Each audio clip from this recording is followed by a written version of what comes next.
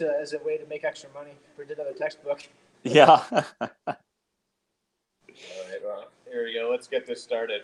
Cool. All right, so hello to all you Patriots out there in podcast land, and welcome to a special interview of Canadian Patriot Podcast, the #1 live podcast in Canada, recorded from an undisclosed location on July 22nd. I'm Gavin, as you know. Andrew is not here this evening, but I am joined by two special guests. So if you guys would like to introduce yourselves. My name is TJ Kennedy, and I'm a defensive tactics instructor, and I work in executive security. And I've been working in security for the past 16 years. I've been training in martial arts for the past 25-ish years. And my focus has been defensive tactics and close quarters combat, although I did spend some time dealing with combat sports like Muay Thai in particular, and dabbled in a lot of different martial arts. But my focus has been in defensive tactics that work in a close quarters environment for asymmetrical criminal violence, as well as use of force tactics and behavioral analysis that can be used to help people, security professionals, perform in their job. All right, and I am Boris Milinkovic. I've got a background in federal government service in law enforcement and military, so I'm experienced with CBSA, with Department of Transport and the Security and Emergency Preparedness Division, as well as the Canadian Forces as a reservist. And within that context, I served with the infantry intelligence branch, and I'm currently serving with the military police branch. And on top of all that, I am the CEO and training director of True North Tradecraft, where I specialize in providing training and equipment focused on counter custody and covert entry and personal protection. And together with TJ, we've set up and developed a training symposium called the Greyman Security Conference that'll be held here in Toronto in October. And we're bringing together other specialists for various security-related themes. And yeah, so those are some of the things we're working on. There you go. Yeah, I guess Greyman is why we've got you both on the show or this evening to talk about that. We're kind of excited about that. So I don't know who wants to start on that. I'll chime in. Conveniently have a flyer right here. So there we go. A little flyer. So for Greyman, yeah, we kind of started. Boris had a separate vision than I did, and I had a separate vision way before we met.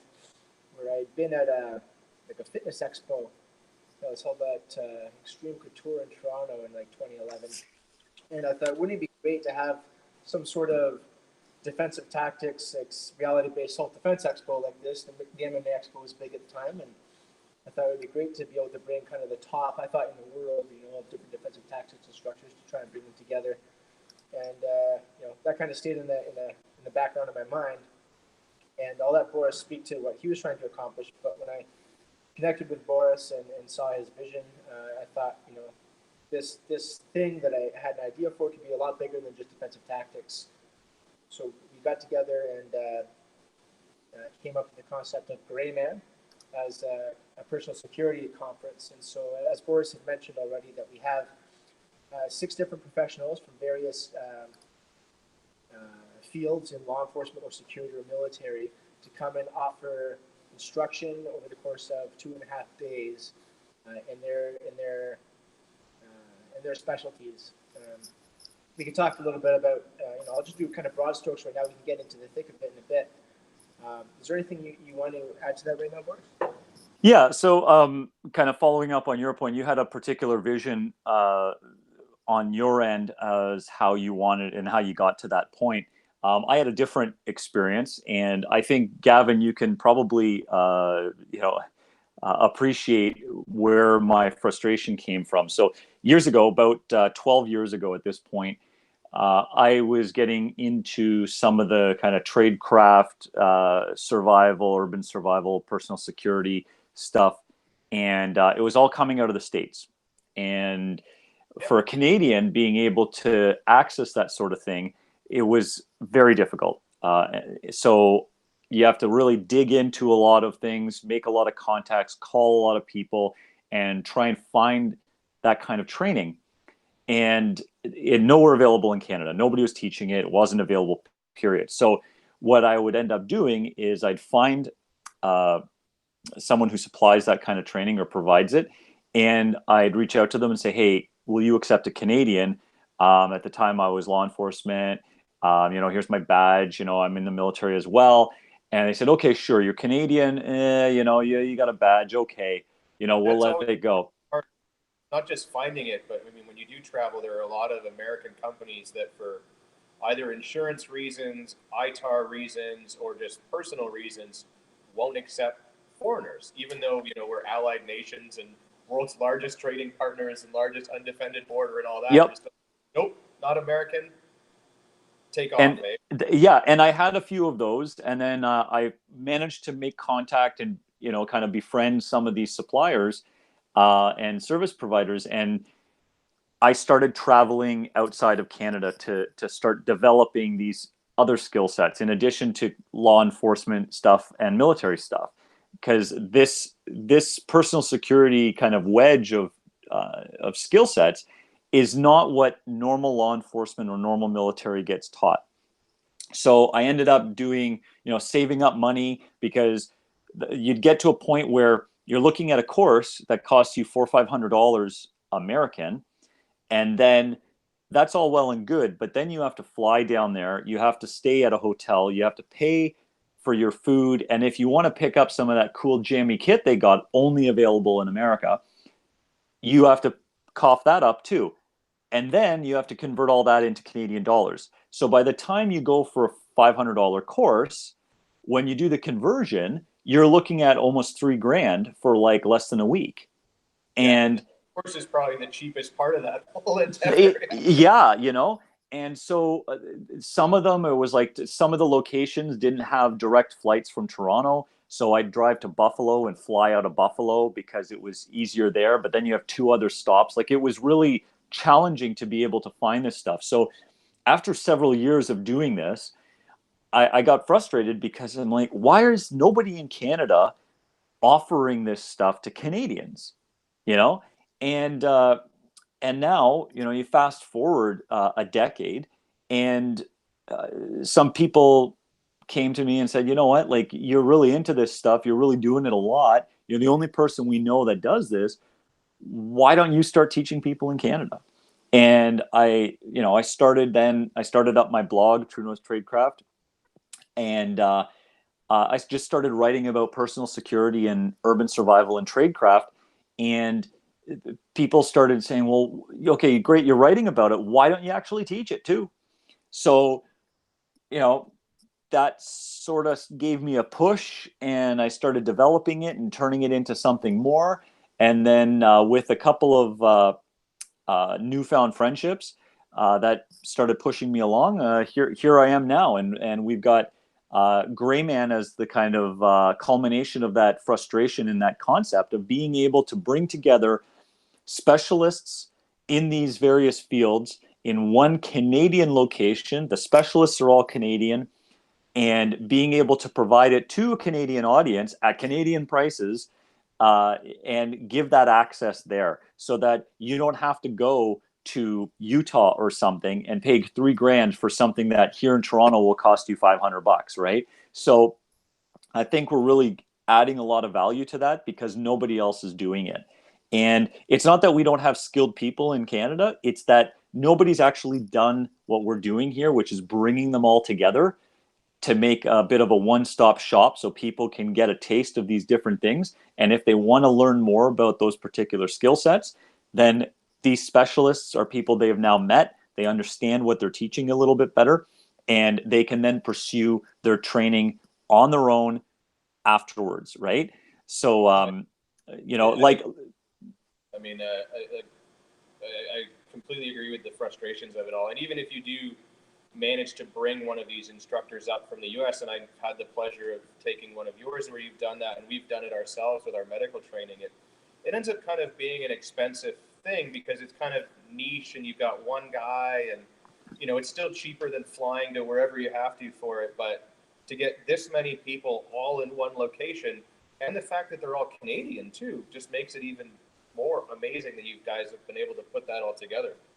Well, thanks. Like it's been a challenge to be able to coordinate all of this.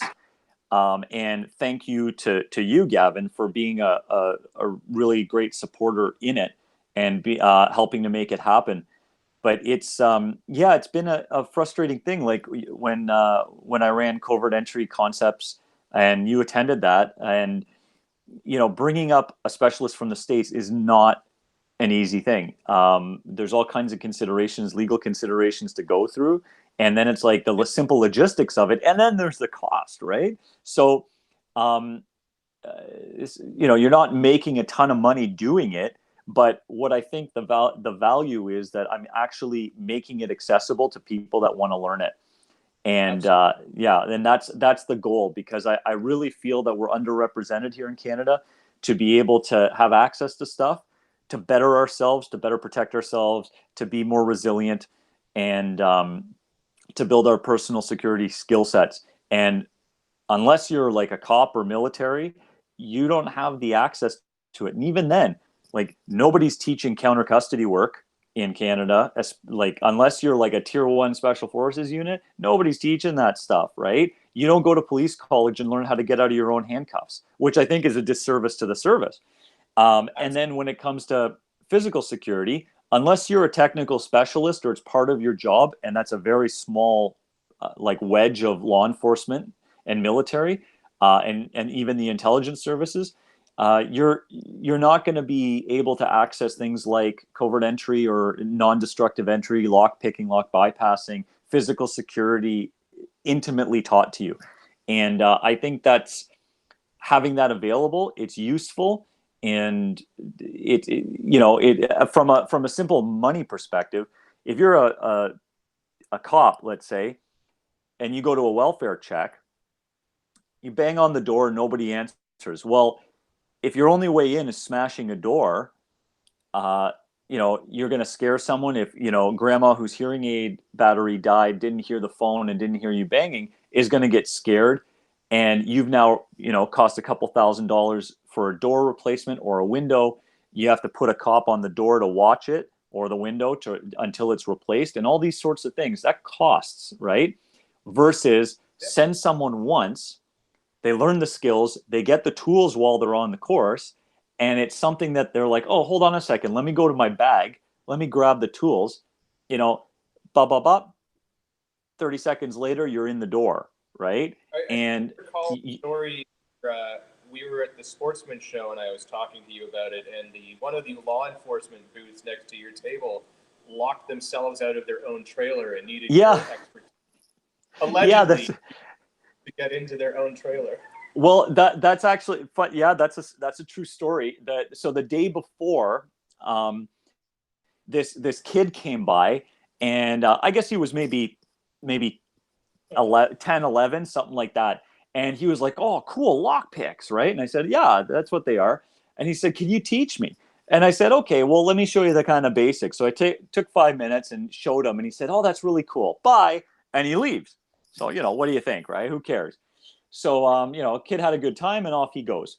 So the next morning, right as we're setting up and as it's about to open, this kid runs up to me and says, hey, you know how to pick locks, right? And I'm like, well, yeah, but why? And he's like, I need you to come and pick a lock for me. And of course, you're sitting there, you're like, okay, some 10-year-old's asking me to come pick a lock. Like, okay, this is shady, you know, what's going on? And he's like, no. My dad, he's at one of the booths, and they've locked their trailer and they can't get into it. And I said, oh, well, okay, let me grab my kit and go. So I follow the kid, and it happens to be the Ministry of Natural Resources. And and I walk over, and you see all these MNR people like staring at this trailer, and they don't know what to do. And their entire display is gone, right? Like, it's just an empty display. And the kid introduces me to his dad, And his dad is like one of the managers there, and he's like, "Can you open this?" And I'm like, "Well, that all depends on if you're taking all the liability for it. You know, it's not my lock. I can't open it without your express permission." And so we go through kind of the ethical, legal parts of it. And he's like, he's like, I could call a locksmith, but he's like, it's going to take them an hour. So if you can open it, go for it, please. So I'm like, all right. So out come the picks, little bit here and there. About 20 seconds later, I've got it open. Because what had happened was one of the employees unlocked the door, put the keys in their pocket, and then took their jacket off and put it in the trailer, and someone accidentally closed the trailer. And it locked. And it was just like, oh my God, what do we do? The doors are opening, people are pouring in, and all our stuff's in the trailer. So it was a bit of a disaster, but I kind of saved the day, and it felt pretty good. And they wanted to pay me and stuff like that. I said, no, just I'd like a picture with you with a thumbs up, and that's really all I care about. So I was happy to be able to help them out with it. But you're right, like it has practical applications, and that was one of those things that actually worked out quite well. Yeah, no, I mean, I've been fortunate, after taking the class with you guys, that I've had to employ those skills as well. I went to the range with my girlfriend. She left the keys to her locks for her handgun at home. Luckily, I had my kid in my pocket. Opened it just as quickly as the key, maybe even faster. Yeah. I did that at work too, with some filing cabinets and every now and again. So I mean, yeah, it's a practical skill that comes in handy in day-to-day life. That's not just used for guys in black turtlenecks and breaking into buildings and stuff like that. It could be absolutely. And I remember my memory is not the best, having been in the ring and having in the clubs and having my fair share of concussions. And there's probably been half a dozen times that I've forgotten my house keys at home, and I'm calling my wife, who's like away at the gym working or something. Hey, I need you to come and bring the house keys. But now that I have some skills that I've learned from you, Boris, and some tools that I've also procured from you, I don't have to annoy her with phone calls and get into my own house, within a couple of minutes. I'm not 20, 30 seconds yet, but a couple of minutes. You don't get that lecture. Not again, dear. Exactly. Yeah. I don't have to be in the doghouse now. I can just get into my own house. Literally, right? Literally. But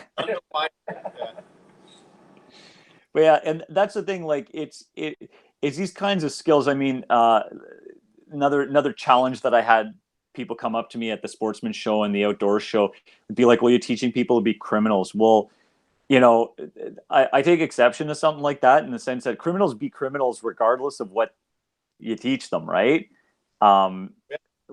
Like they're gonna steal something if they want to steal something. More often than not, people who are going to break into your house or something aren't going to be sitting there taking the time to not damage anything.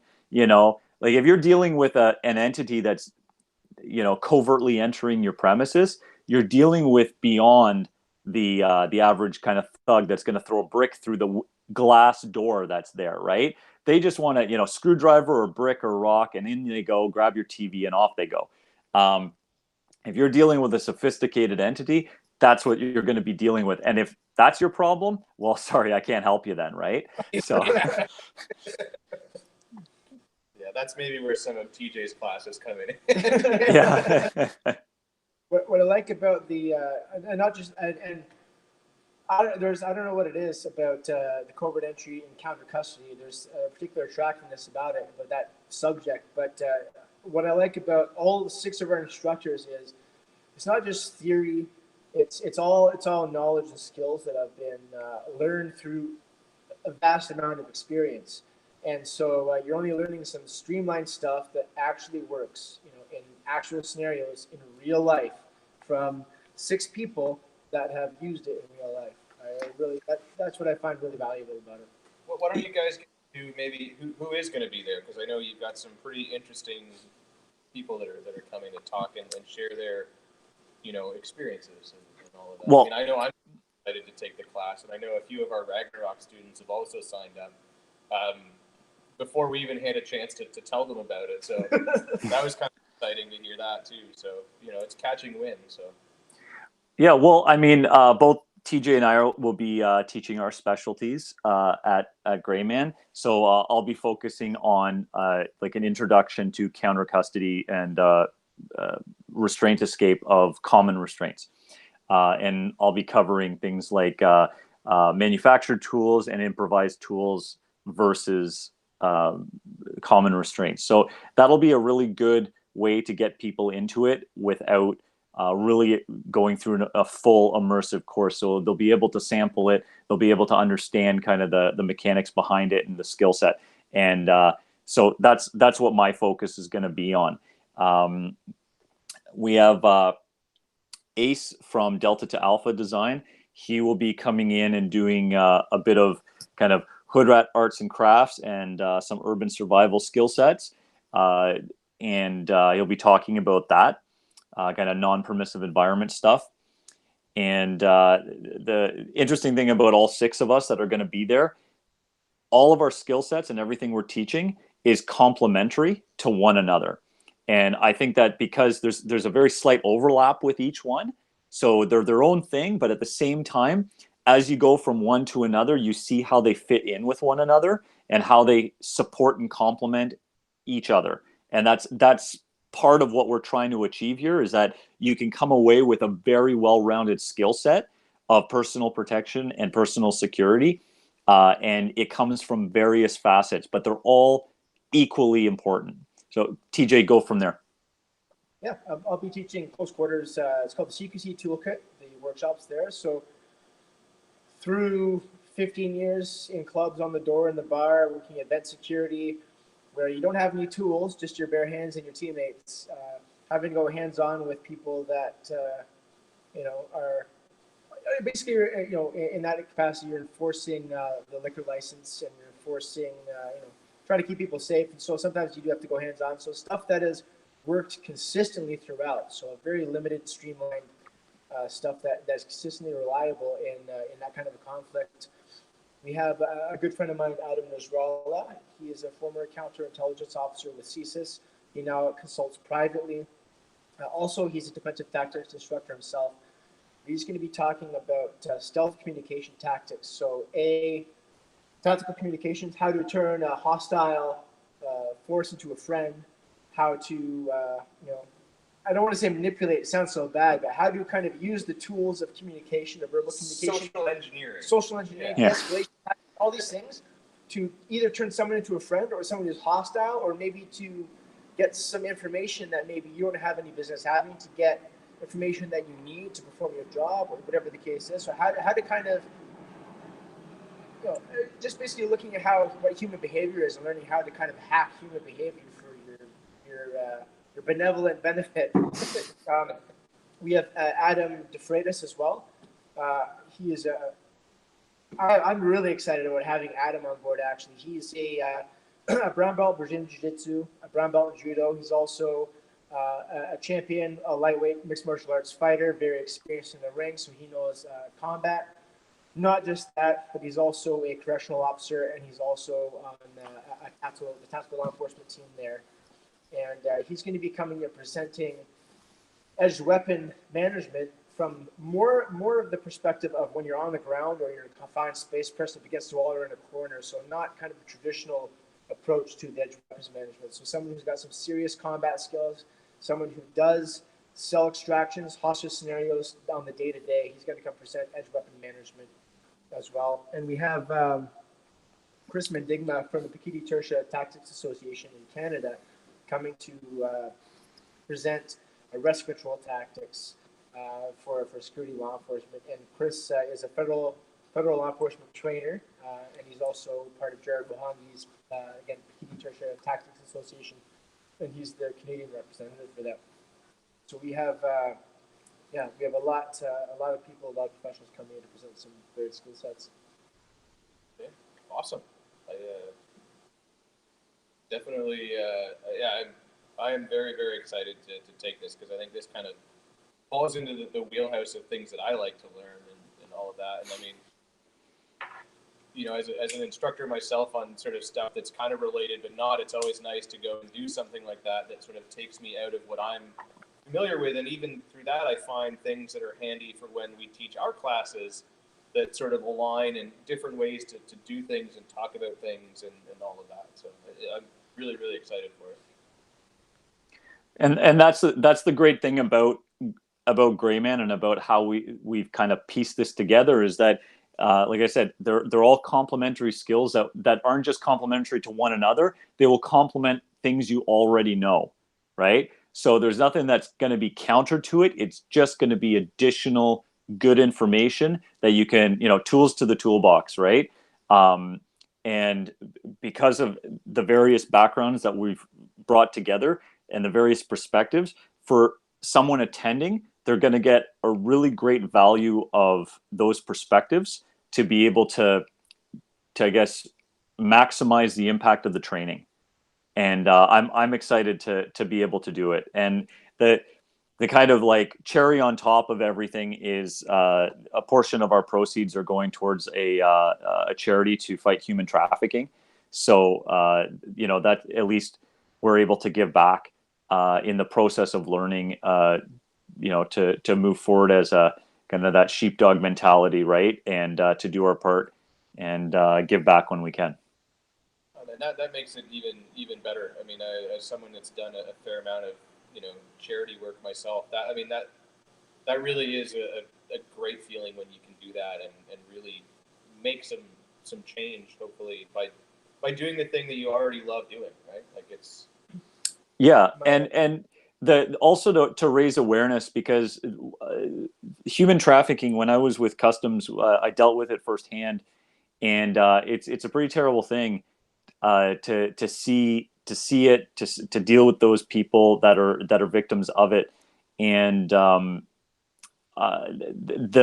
unfortunate thing is there's not enough awareness to the average person about what that kind of looks like in real practice, right?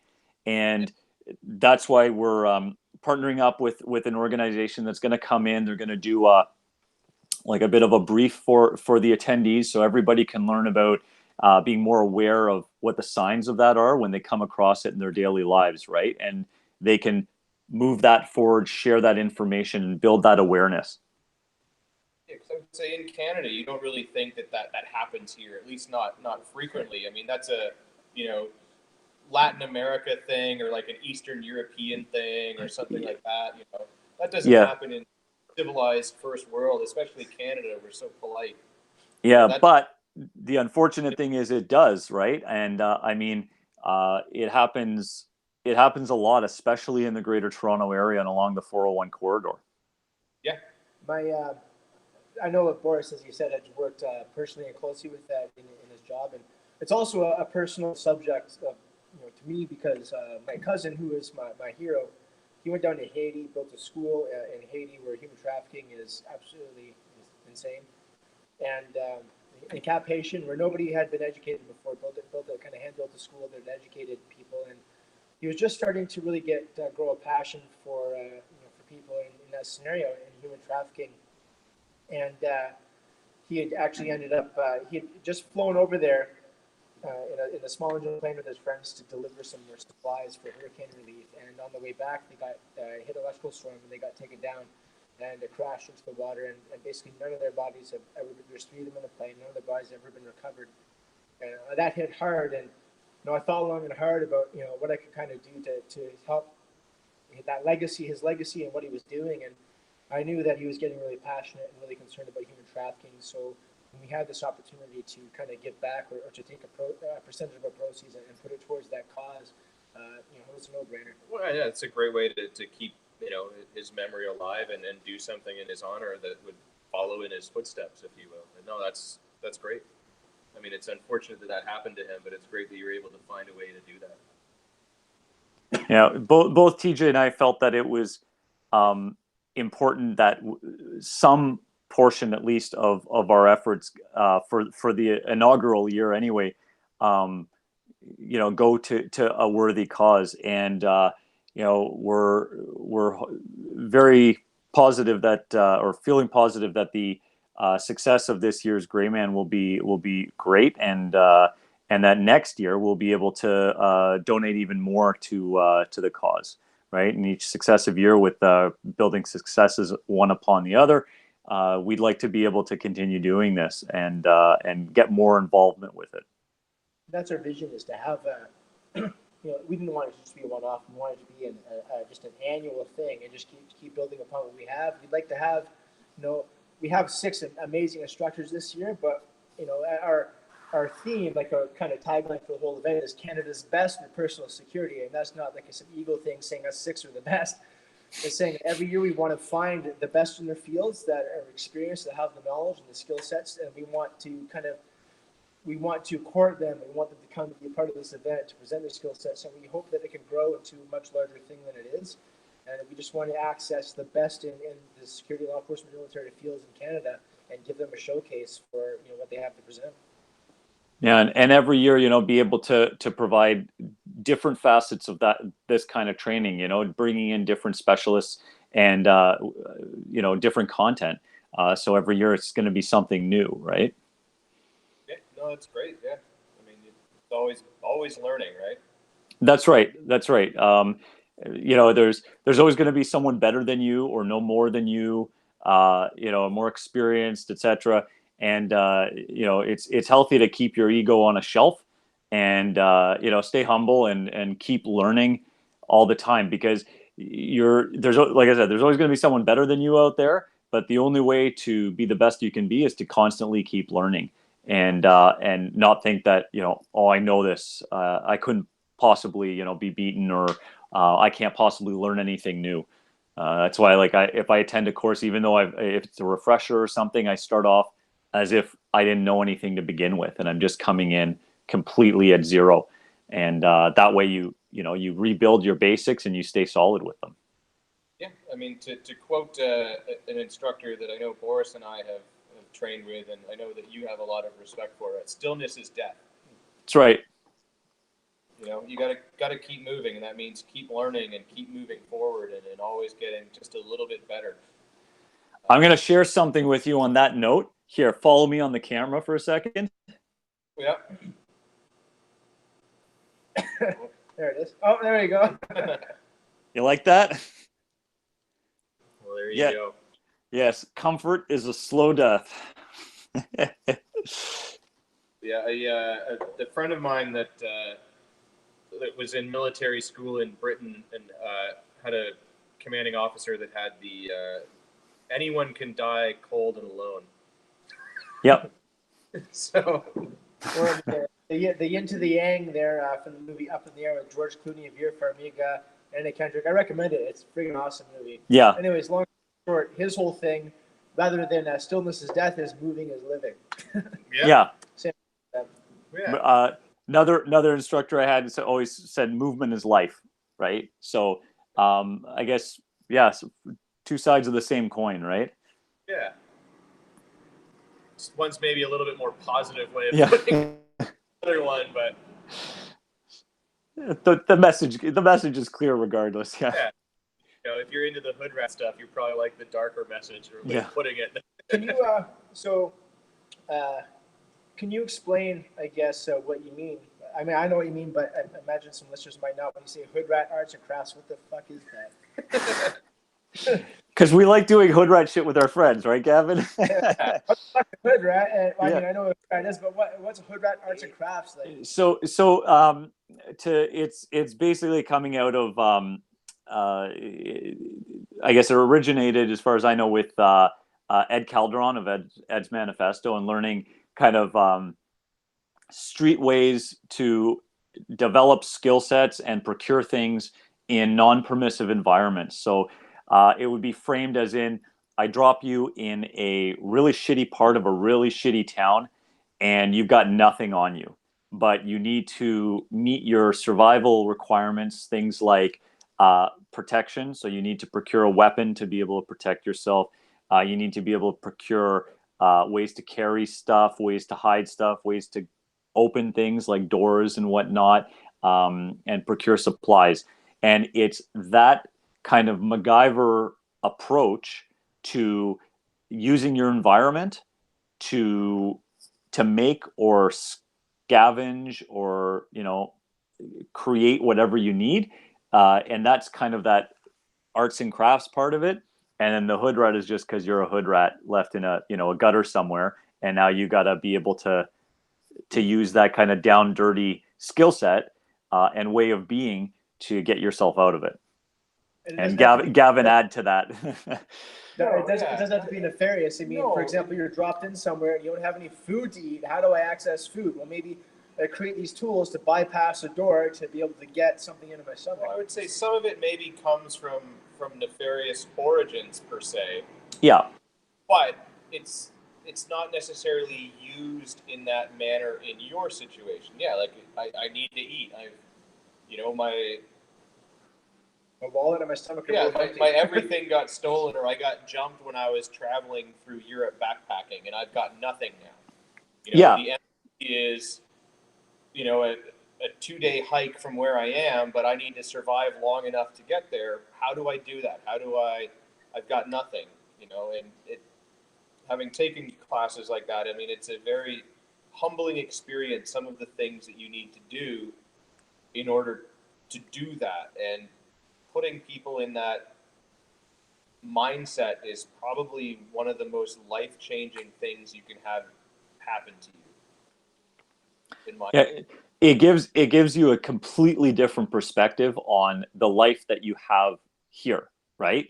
When you're sitting at home, you got all the comforts and everything is great, yet at the same time you have, you can be plucked away and all that can be taken away from you.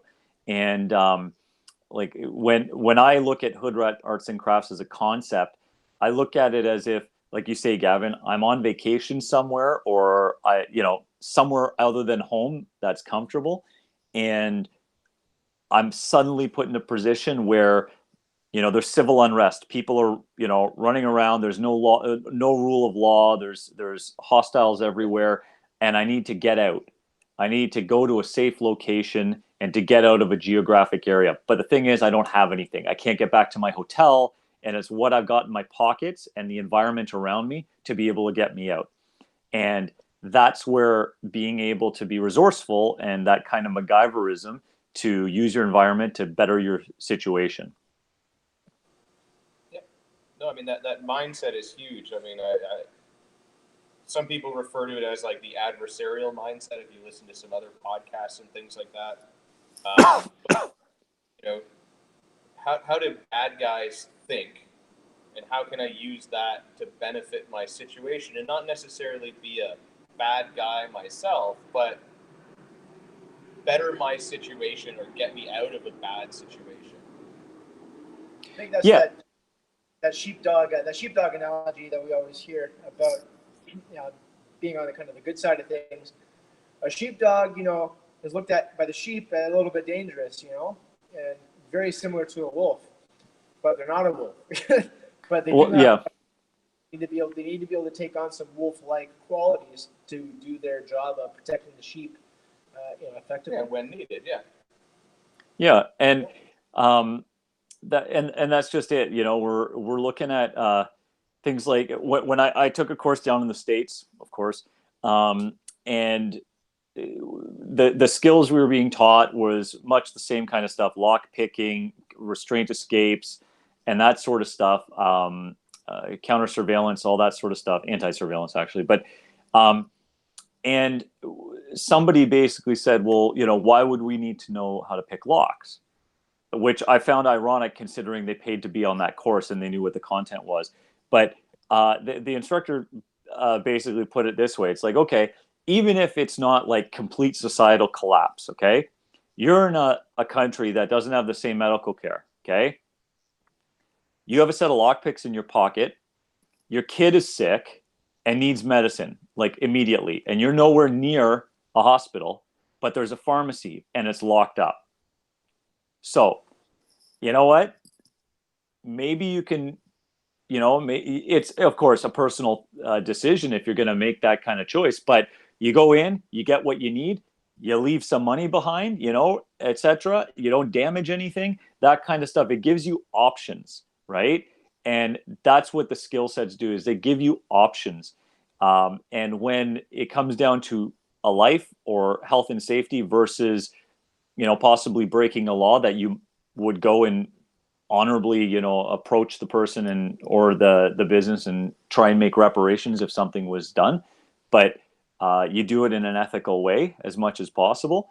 And, you can do something. If you're trying to save someone's life, you're not going to be sitting there going like, I don't know, the life-saving thing's on the other side of this door that's locked.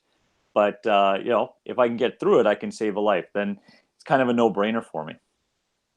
Yeah, I mean, you get kind of in that same ethical dilemma when you start getting into some self-defense stuff, right? Where it's, well, do I just disarm this person or do I incapacitate them and so on? And then, any given situation is going to be a little bit different. But at the end of the day, if it comes down to your life or the life of, a loved one, what are you going to do to save that life and preserve it? When it comes down to you or them, send flowers. Yeah. I think a good thing to always keep in the forefront of our mind when it comes to self-defense is that, especially here in Canada, right, we have a duty to retreat legally. Like, you have to be able to articulate that you are not able to get away at any point, and B, the amount of force you used was the amount that was sufficient, because anything lesser, like, why did you punch him when you could have pushed him? Why did you push him when you could have run away? Like, that kind of a thing. But if we keep the goal in our mind of getting away safely, why could I not get away safely? I had to do this in order to get away safely. So that's your justification. Yeah, no, absolutely. I mean, and I think when I did my use of force training here, I think that was the greatest piece of that was not so much the cool little ninja moves we learned, but the way to articulate yourself if you were ever in a situation like that. In the sort of legal kerfuffle that's going to follow that is the. That's it. There's two fights. Well, there's three fights actually. There's three, yeah. Yeah. You have the actual fight itself. You have the potential legal battle that comes after that, and then, to be honest, depending on what you do to this person, you have the emotional and psychological battle you're going to have within yourself to deal with. Yeah, I mean, a great book for this is Violence of Mind by Varg Freeborn, I think it is. Great book that covers that whole topic of, it's better to not just get involved to begin with, but if you're going to, these are the things that you're going to have to deal with. Totally should. Varg Freeborn? Yeah, excellent book. It's an audio book too, like listening to things when you're driving to work. Oh, nice. See that, and that's the thing. Like TJ and I, like we've discussed this many times. Whereas traditionally, or most of the time, when you get into combatives courses and martial arts courses, for self-defense purposes, they focus on that kind of very, very narrow sliver of time where you're actually in a violent altercation. But seldom do you attend training that speaks to what happens to the massive lead up to that point, right? So situational awareness, behavioral analysis, active risk management, all those things that you can be aware of to help you avoid that conflict, right? And that's a huge thing. And then there's the aftermath of that tiny little sliver of violence.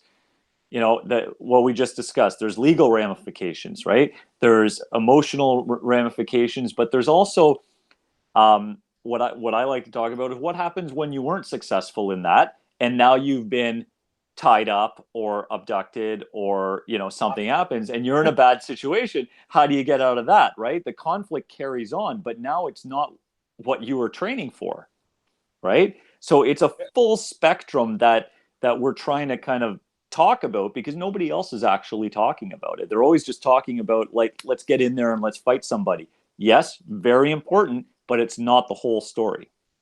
Right. Yeah, I mean, we see that on the firearms end of thing, and that's why we're big advocates for the sort of trauma medicine and learning that stuff too, because you're going to play with guns, inevitably at some point somebody is probably going to get hurt. But all these people want to go take the cool guy operator course, which, I mean, don't get me wrong, you could totally do that and it's fun, and I recommend you do that, and you can do that through us. But we also want to teach you how to fix that bullet hole should you happen to be the one on the receiving end of it. Well, and also not just as like a car accident on your way to and from the range or your class or that's just it, right? Because you shouldn't, in my opinion, be just like if you're taking on those kinds of skill sets and those kinds of responsibilities that come with learning that kind of stuff, right? You should be able, and ideally should be wanting to, help out society when you can. If you come across someone who just took a bullet randomly on the side of the like on the sidewalk or whatever, and you happen to be trained in that to be able to save a life, you should be jumping in, right? And the same thing goes with, car crash, like you said. You're driving down the 401 and somebody's just, hit a ditch or something, flipped over a bunch of times. Yeah, you got training and you got gear. You should be out there helping, right? Because nobody else is doing it, and if you've got the training, then you'll at least be able to give them a chance. Yeah, man, personal security, 100% more than just about fighting, right? So Yeah. all these different, self-preservation, preservation of others as well. Like, I was just on a close protection course, and we dealt with combat first aid and a lot of stuff that's not covered in your standard first aid course. And I realized that the medical component, that first aid component, regardless of how many Red Cross or Life Saving Society courses I've been to, was the biggest gap in my knowledge and my skill set. And it was really good how they ran us through kind of the different concept of how to stop the bleed, how to look at arterial wounds, how to look at the head trauma, how to look, it was a whole different approach. I mean, it's all about tampons and bullet holes, right? Yeah. No, I mean, I agree. Yeah, like everyone should take their standard first aid because that's great, and like you're going to learn how to do heart attacks and heat stroke and all of that stuff, and that's all great. But like when they do their ABCs, it's airway, breathing, circulation. So if someone's bleeding, you deal with that last. But if they're not breathing, but they're bleeding profusely, you're going to be there, CPR, just pumping blood out of the hole. Yeah. And they don't address that, And when I did it several years ago, they didn't even talk about things like tourniquets, and now they're starting to at least talk about them. But I mean, it's all the same thing. Like, yeah, you're better to never get in it. So all of that behavioral stuff tells you when a fight's going to happen or when it's starting to happen, and that's super, super important. Because the violence aspect of it, although it might be the most important part of it, because that's where really it's going to save your life or not. Yeah, man, it's such a small component. It's like 30 seconds in a street fight, and then someone's a winner or a loser, or you're both losers. And when you're on the street, right? Loser doesn't just mean you lost the fight and you got shot your ego. Loser means you're now shitting in the ostomy bag for the rest of your life because you got gutted by a knife. Loser means you died and your kids don't have a father anymore. Loser means a lot more when you're talking about it. Oh yeah, it's not just a thing, And that's why the best way to be a winner is not be there at all. Yeah, exactly. With these other skills, like kind of the soft skills of reading people's behavior, understanding when, like you said, Gavin, when a fight's about to kick off. You know how you go out with your girlfriend, your wife, out for a night. You go out for some food after. You can read I say this because this has happened to me where I'm out with my girlfriend at the time, and we're in a diner after the bar, and a big glass fight, throwing plates, knives, and forks around. Like, be able to recognize these signs before that happens. And be able to then exercise your duty to retreat. You're able to kind of avoid the problem before it becomes a problem. Yeah. You can keep an eye on that loud drunk guy that's just loud and drunk, or that other loud drunk guy in the other corner that's going to actually be a problem. Yeah. And then there's the third scary guy who's sitting in a corner with his eyes wide, sitting there quiet, while everybody else is having a good time, wearing a trench coat in a hot bar. Yeah. That guy you don't want anything to do with. Yeah, the guy that's making shivs under the table. Yeah. Which is probably one of the three of us. Yeah, but we don't wear trench coats, right? Well, not in the summer, no. Not in the summer, yeah. It can kick off at the most unexpected of times too. I had while I was working door work doing security. I had an encounter that was actually the fight that made me retire from doing nightclub security. I was just trying to pass by this guy to turn off the lights because it was after 2 o'clock, after last call. We're not accepting any more entries. Just wanted to get by him to turn off the lights, and when I tried to get by him, just politely, excuse me, brother, I just got to slip by. It escalated into this massive thing for reasons that still escape me. but Yeah. you can think it's good, and you just never know when someone's just having a bad day or when someone just wants to fuck you up. You just don't know. And Well, especially when alcohol and or drugs are involved. I Yeah. mean, it's so strange. I mean, I did a little bit of bar security back in the day too, and yeah, some of the stories of the way people reacted in situations out of nowhere. I mean, they're funny to talk about them now after the fact because everyone's fine. But I mean, I've seen guys get thrown through windows and all kinds of stuff, and like some of them ended real badly for Yeah. people, all over nothing. Like you looked at my girl, or you stepped on my shoe, or yeah, like I went past you to flick a light switch.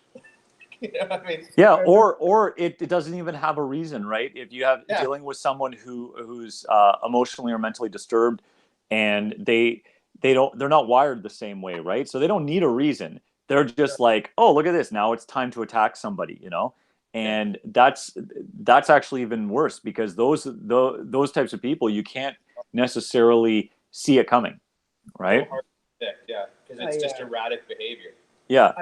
I get really excited about Adam Nasrallah coming to present those soft skills, like those communication skills, tactical communications, because I remember working at a bar in Toronto. I won't name it. It no longer exists, but it was a St. Patrick's Day party, which is for bouncers and security. Is New Year's Eve and St. Patrick's Day is bigger than New Year's Eve. New Year's Eve is like number 2. But it was St. Patrick's Day lined up with the big spring cleanup, like when you put all the shit out in the garbage and they pick it up, your couches and whatever. I remember you telling me this story, TJ. Oh yeah, there was a fight in the bar, and anyway, so the big spring cleanup, the two parties go out across the street, and this guy pulls out. Someone was throwing out sporting equipment. Pulls out this aluminum baseball bat, and he just took out 2 guys right in the fucking face, like boom. They're on the sidewalk. And that could have been avoided if they had the skill set of just, way before that happened, just the social awareness to be able to avoid the situation before it got to an aluminum baseball bat in the freaking face. Yeah, I mean, I remember from my time back in university, we were all on our way out to the bar one night. My one roommate had to go to use the ATM. We all went into the bar. He was at the ATM a block away.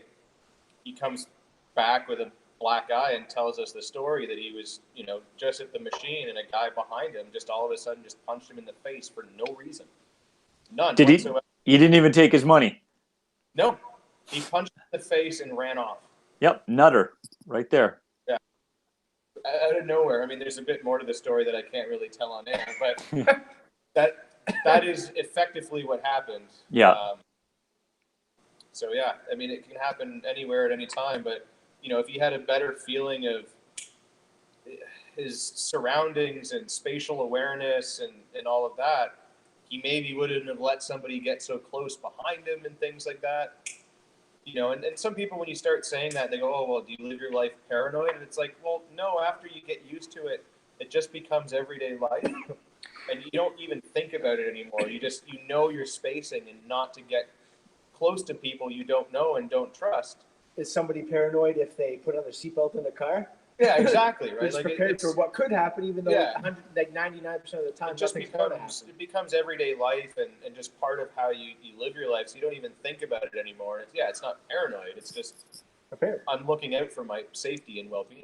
Yeah, and I mean, I kind of I live near Queen West in Toronto, and you've got the CAMH facility there, and when I go jogging sometimes, and I happen to jog past it, especially if it's early morning, it's an interesting jog because you really have to stay sharp as you're running through kind of crowds of people that you don't know if they're stable or not, right? Or they're going to think I'm a unicorn that they have to tackle, and deal with. So even, at night, there's a lot of bars and everything in the area. Yep. I mean, it could be a strange place to be at any time. Well, I think it was like a week ago, there was like a double shooting at Queen and Ossington or something like that. And, it's like, what the hell, bar let out, bang, bang, bang, bang. And, it was supposedly a pretty safe neighborhood, right? And that's the thing. You never know. There was that other one on Roncesvalles in Toronto a couple of weeks ago in the middle of the day. Yep. Where a guy just fired indiscriminately into the crowd like 5 or 6 times. So, I mean, yeah, like stuff like that sadly happens. And, even in Canada where it's supposedly safe. So that was the main trailer video for Greyman, actually, because people always say, like, oh, we're in Canada, we're in a safe neighborhood, we're in Toronto, it's a relatively safe city. Define relatively, like, maybe we have less crime than Winnipeg, we have less crime than fucking Tijuana, or we have less crime than, you know, Uganda, but it's still there. all it has to happen to you is at once. Yeah, that's right. Once it changes your life forever. It's infrequent compared to other worse places in the world, but when it happens to you, that's not rare enough, right? Well, and that was the thing, like when the Raptors won and they had the parade in Toronto, right, at Nathan Phillips Square. I mean, when the PM was on the stage, you'd think like the safest place in the country at that time is when the PM is there. Yeah, but No, still shots rang out, you know, and I was thanks to TJ and Adam, I was actually put into touch with CTV, and they approached me to do a piece on kind of crowd safety, like when attending a large event or whatever, and that aired shortly thereafter. But you know, they were asking like, well, what do you do? Celebrity. He's a TV star. And you know, that was the thing. They're like, well, what do you like? How do you protect yourself in this kind of big crowd? And I was like, well, first you can not go. You know, it's hard to get shot when you're not there. Toronto is like, I'm going nowhere near Toronto. Yeah, and people like yourself live there and can't really avoid it. Well, that was it, right? And so there's that part of it, and I'm like, but if you feel the need to go, you know, make sure you're aware of the environment around you. You know, movement is life. You know, keep moving until you get yourself a better position. Get behind cover. You know, understand your escape routes. Don't be in the middle of the crowd. You know, and you know, if you're with a group, have a meetup place. And those are like the kind of boiled down points. But really, it comes down to common sense. If you're going to be in a crowd of a lot of people, the chances of somebody having a fight is pretty high, right?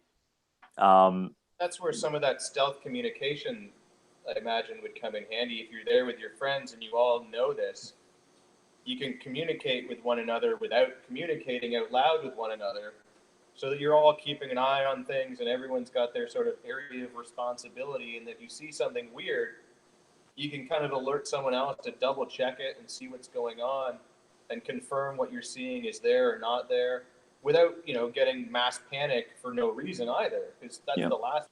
You don't want to scream fire in the movie theater when there's no fire. But you do want to start moving away from it if you see, you know, something developing, right? Exactly, yeah. Make your way towards your prearranged exits or, you know, your escape routes or whatever, and just start, you know, shuffling that way so you're not the last out of the gate. Exactly. And I just want to bring up, like, I know, like, Greyman and security, personal security, like, may get the impression that it's for there it is there. May get the impression that it's for security, law enforcement, military, and it's for them too to perform the jobs better. But there you go. You don't have to be some security superstar. Like, it's like we started. How I Met Boris was teaching courses at Night Owl Toronto, which is the bar on College Street close to where Boris is, and there was the reason we started doing those women's self-defense courses was because just on that street there was a bar called College Bar that got shut down because the bar owner and another bartender there unlawfully confined a girl in the booth and sexually assaulted her right then and there. You could just be you come to Toronto, brand new, you're university, you're going out for a good night with your friends, and some fucking bartender or bar owner hold you in a booth or in a back room and they do their shit to you. And what skills do you have to get yourself out of those situations? I just watched a video today by Carrie Trainer on Instagram talking about how you're not always going to be there to protect your wife, your girlfriend, your daughter. You have to help them with the skills and the tools to do it for themselves. So really what Greyman is about is becoming an individual that is self-sustaining, self-reliable, and able to protect yourself and able to keep yourself safe and keep others safe in a situation that may call for it. Yeah, I mean, I would agree. Like, yeah, this is really good for, you know, security and law enforcement. But I mean, I don't do any of those things. I certainly don't do security anymore because I'm too old for that. But how old are you, by the way? 38. So I'm 38. I don't know. too old to get punched in the face by drunks, that's for sure. But I try business, and sometimes I end up in weird places or unsafe places like Chicago. And, Oh yeah. yeah, like all of this stuff can come in handy because, the last thing you want to do is, walk down the wrong street, which happens all the time if you don't know where you're going and where you're, new city, I don't know. Happened to me when I was in DC one time. My buddy and I were to go check out the museums because that's what you do when you're in DC. We hopped on what we thought was the right bus, and we end up in the really bad part of town where even the cops didn't want to talk to us. And luckily nothing happened, but it does happen. You end up in a weird place, and where do you go from there, right? If you know some of this stuff, you've at least got some tools to better your situation or avoid something before it even happens. Well, and that's the thing, to build capacity, right? I guess ultimately our goal is to build people's capacity to keep themselves safe and secure. And you're right, TJ. Like our goal isn't only military and law enforcement and security folks. It's for average everyday people that want to learn stuff that is not taught in your classic self-defense courses. When we were doing the women's self-defense stuff, our feedback was really positive, and it was not just positive, but it was the same across the board.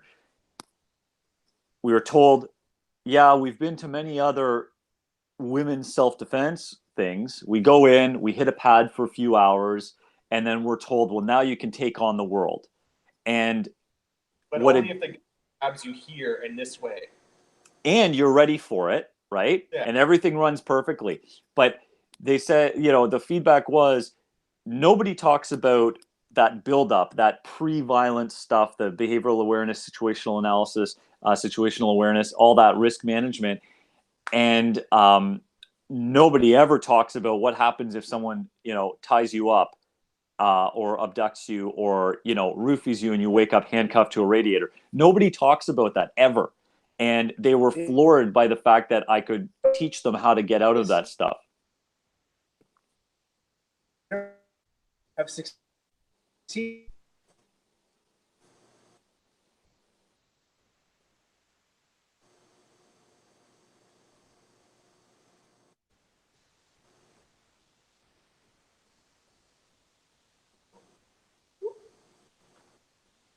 We lose you? No, I think I'm here. All right, Oh, there you go. Yeah, just Okay. Toronto traffic slows you down every now and again. Yeah. Yeah, I agree. Like, it's that before is probably one of the most important. Like, I mean, when you're in it, the violence part is super important. But if you can avoid that, oh man, it's just so much easier. Yeah, it's safer. It's better for you. You'll live longer, right? Yeah. But I don't. One thing about when we're branding kind of Greyman and putting it out there, we're trying very hard not to make it seem like we're only catering to that kind of particular law enforcement security crowd. It's supposed to be bringing skills that aren't usually taught that are effective, but making it available to the average everyday person who wants to increase their level of capability and capacity to protect themselves. And it's not just like a testosterone fueled kind of man like thing going on. Like we want to be able to be open to everyone that has an interest in developing their personal security skills. And we look forward to having anybody come to us so we can be able to help them with that. Awesome. Do you, Boris, you want to talk about TACCOM a little bit? Yeah, I think we're going to. Do I? Neighbors. Oh, who's neighbors? Yeah. We are neighbors, actually. You'll be right next to us. We'll be next to each other. So You're 415, I believe. I foresee a lot of Instagram lives. Yeah. hold on, we're four. Hold on. I know they do it like odds and even. So I think we're 413 and you're 415, or the other way around. I don't know. We're side by side. Yeah, we're very close. Well, yeah, we're right beside each other. Hold on. Yeah.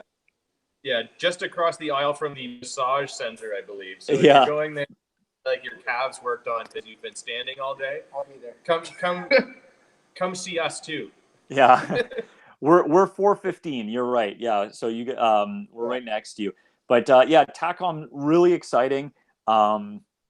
We got approached by the TACOM organizers at the Sportsman Show, and they thought, what we're doing is pretty interesting. So how about you guys sign up and have a booth? So that morphed into TJ and I getting a booth, and we'll be showcasing Greyman. But then that morphed into me doing a seminar on intro to counter custody and restrained escape on the Friday night, and then apparently I'm doing 2 talks on a Saturday and Sunday on the stage there. So we'll be there. We'll be involved.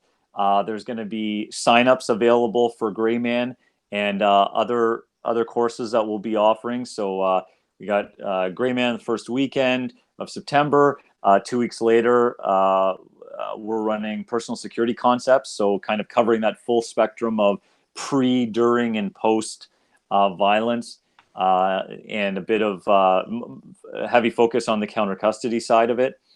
Then we have covert entry concepts beginning of October, and then Greyman on the 18th to 20th of October as well.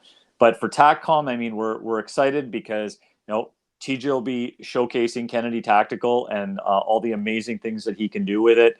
I'll be talking about True North Tradecraft, and then in the middle we'll have Greyman and all that it offers. And looking forward to having some show specials and people being able to sign up there. And it's really going to be a great thing. And we even have another little surprise that'll come out at at TACCOM in support of Greyman. So we're waiting to reveal that one at TACCOM. Awesome. Also, I know this is the Canadian Patriot Podcast. We talked about a lot of Canadian content, but I just do want to throw out there the weekend of November 8th and 9th. I will be co-teaching with a friend who deals with, he's a firearms instructor and edge weapons tactics instructor. We'll be doing a joint seminar on, I want to say November 8th or 9th. It's that weekend. It's on the Saturday that weekend in Portland, Oregon. So if you have any U.S. listeners, nice, yeah, we do actually. Someone that's in British Columbia that wants to take a trip down to Portland, we will be there the weekend of November 8th. Nice. We'll definitely put that out to. We do actually get quite a few American listeners. For some strange reason, they want to know what's going on in the crazy Great White North. But yeah, do you have any other courses coming up or anything that you want to put out there into the? Right now, for me, it's just Greyman is a big focus, and then that course in November in Oregon.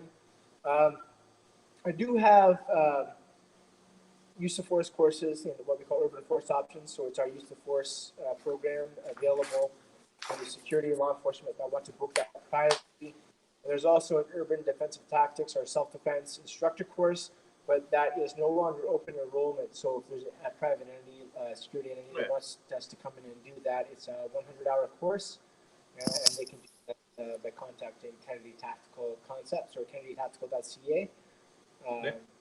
That's kind of what we got going on right now. Sweet.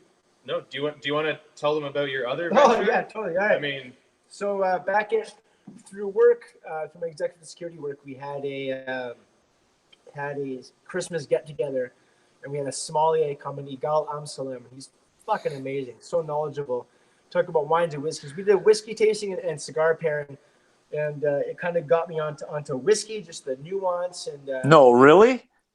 No, it's a bit of an obsession. So here we go. I don't know if this is ourfinestpour.com. Woohoo! Our finest pour.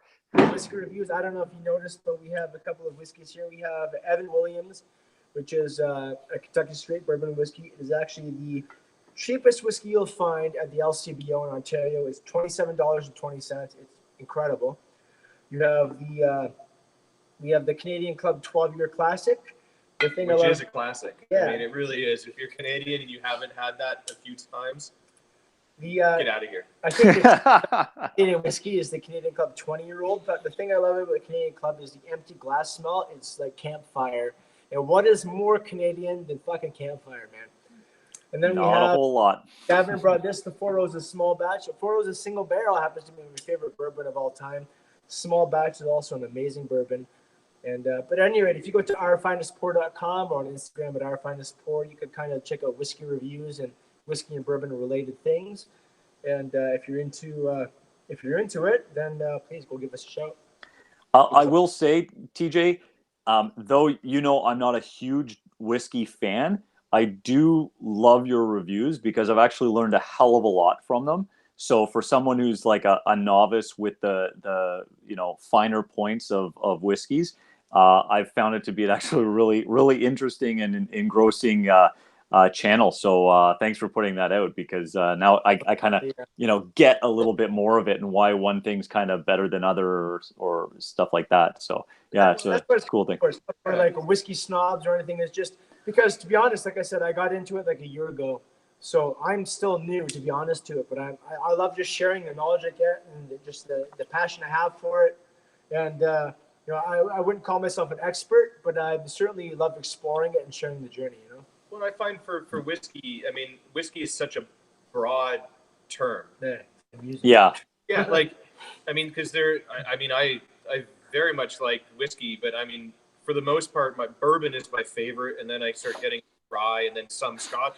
But I mean, even scotch in and of itself is such a varied thing. Like every region in Scotland has its own variety of scotch, and then you start getting the ones that aren't really scotches because they're made outside of Scotland, but are effectively still scotch. It once you find the ones that you like, reviews and everything help because then you're like, oh, if this one is similar to that one, I know which ones to try, and then I also know which ones to avoid. I mean, personally, the super peaty scotches are not my taste, so I know to avoid those. But I mean, that's taken me time and trying. But now I know if someone says, "Oh, it's peaty," it's like, no, thank you, I'll pass on that. That tastes a little too much like feet for me. But what I love about about whiskey in general, as a general category, is it reminds me of another passion of mine, which is jazz music. And you could have a trio, which is your piano, bass, and drums, let's say. And you could have 100 different trios play the same jazz standard, 100 different, like back to back to back. And it's all going to sound different because they all have different character and nuance. And with whiskeys, it's the same. They all play different notes out of tune. Yeah. That's what makes it jazz. Yeah. The barrel it was aged in, how long it was aged, the environment of the region it was aged in, where in the warehouse was it? Did they play music in the warehouse to cause the whiskey to turn with the vibrations or not? Like what's the climate there? What kind of woods it's stored in? What's the mash bill? Meaning, what kind of grains is what kind of grains go into this whiskey? Like a bourbon is 51% corn, has to be in America, has to be a new American charred white oak barrels. Scotch has to be in Scotland. It has to meet certain requirements. And Canadian whiskey is the craziest thing because it can have up to 9% of any other alcohol in it without disclosing it. So you'll get like Crown Royal, which is sweet as hell. Like I had that Crown Royal bourbon mash, it was called. Yeah, it's pretty good. Yeah, and it was super sweet. I'm like, what is that in there? Funny enough, for the bourbon mash, to be called bourbon, you have to be made in America. So they actually got approval to be called bourbon mash, but then they got in trouble for it, so they had to change it. So now that same whiskey is called blender's mash because they couldn't say bourbon mash because bourbon means you're from America. So there's all kinds of crazy little nuance there. It's just a really interesting. I mean, just to nerd out about bourbon for a little bit because that's my passion. I love that there's an explosion of it in the U.S. because for the longest time it was just assumed that it had to be from Kentucky, but it's not. No. It can be anywhere in the U.S. So now you're starting to get some bourbon makers that are outside of that, and they're really expanding the craft. Like there's a couple of really interesting ones coming out of Texas where the blue corn. Yeah, and something brothers. I mean, there's a few of them, but like the way that the bourbon ages in Texas is totally different than the way that it ages in Kentucky. That's totally different than the way that it ages other places because of the temperature and the environment that it's in. Yeah. So it starts creating these unique flavors that are specific to that. So I know in Texas, a bourbon that's been aged for X amount, and you compare that to one that's aged for X amount in Kentucky. Well, the one in Texas is aged more because of the process that it's undergone with, nightly it's going in and out of the wood. Whereas in Kentucky, that doesn't really happen because it's a much more gradual temperature change. So it does that on a yearly cycle instead of like a daily one. My buddy turned me on to Indian whiskeys like Amaru and Paul John. I did a whiskey exchange. I did a sample trade with a guy from Oakland. And he sent me 2 Indian whiskeys and a Japanese whiskey. My first time having those. But in India, the climate is so hot, what they call the angel share. So the angel share is the percentage of whiskey that evaporates through the barrel over time. And normally it's about 2 or 3% per barrel. But when you go to India, it's up to 10% a barrel or more sometimes. Yeah. So you can't even get a 10-year whiskey because all your whiskey's gone. But Paul John has these amazing whiskeys because it's so hot and matures super fast. And you can get like a 5-6 year whiskey that is just incredibly matured and it's so complex. Kind of the neat thing about when you go to Scotland. If you look, they have all Are those empty or is there still whiskey in there? There's still whiskey in here. Bro, you commented about the barn burner, but it's still the bottle. I had a little bit of it, yeah, but I mean, I got to make this last, right? Like a 1/4 ounce pour. In Scotland, they actually put locks, and it's the government that goes and locks them because you get taxed on the amount of whiskey that comes out of it. And so you don't want to pay that angel share in tax. So that all gets evaporated and it's all under lock and key so that they can't take that out of there. It's really neat. I mean, also taxation is theft if people didn't know. But smooth like whiskey. Process. And just FYI, for the government individuals watching, I gave by hand those samples to Boris. They were not mailed. I can't say the same thing about the guy in Oakland, but we won't talk about that. What happens in other countries stays in other countries. The one thing I'll say about that barn burner whiskey, Boris seems to like it, is it's a really young whiskey. It's like 3, say double aged, but it's not. It's like 3 years, and then they put it in another it's in bourbon barrels, and they put it in another bourbon barrel, ex-bourbon used for another 3 months. It's out of a distillery called Maverick Distillery in Oakville. And they produce tap vodka, and that's their big thing. They have like 0 social media presence for barn burner whiskey. It's young, but it is surprisingly clean and to the point. I really, really appreciate barn burner whiskey. I have to say it was really smooth. I was kind of surprised with it. So thanks. And it's not the usual legal. It's only like 41.5% or something. Yeah. The minimum legal 40%. Yeah. This Evan Williams, the cheapest bourbon you're going to find for a 750 ml bottle at LCBO, 43%, and it's fantastic. Nice. Well, I guess, do you guys want to just pimp your social medias one last time? Because if you're not already following these guys, you should go. And I guess we'll bring this to a close. Sure. Go ahead, TJ. So the main defensive tactics personal security you will find at kennedy.tactical on Instagram. If you search on YouTube, Kennedy Tactical Concepts, I'm sure you'll find me as well. If you go to kennedytactical.ca, you'll find all the Instagram or the social media channels on there as well as any local instructors for you. We have an instructor out in Sunshine Coast, BC. We have myself in Toronto. We have some in Kitchener, Waterloo, Burlington, and also in Peterborough. If you like the whiskey, go to Our Finest Pour on Instagram. I dabble in photography as well, so TJ Kennedy Photography. And why not? If you like dogs, I have a husky. She has her own Instagram account. It's Wicklogram, WICKLOW, Graham, GRAM. And then, of course, you can check out Boris's and my conference there, Greyman Security. On Instagram, it's at Greyman Security, or you can visit the website at greymansecurity.com. And it's important to let you know that, yes, we are Canadian Greyman, spelled with an E, not an A. So there you go. Awesome. So you can find me at www.truenorthtradecraft.ca.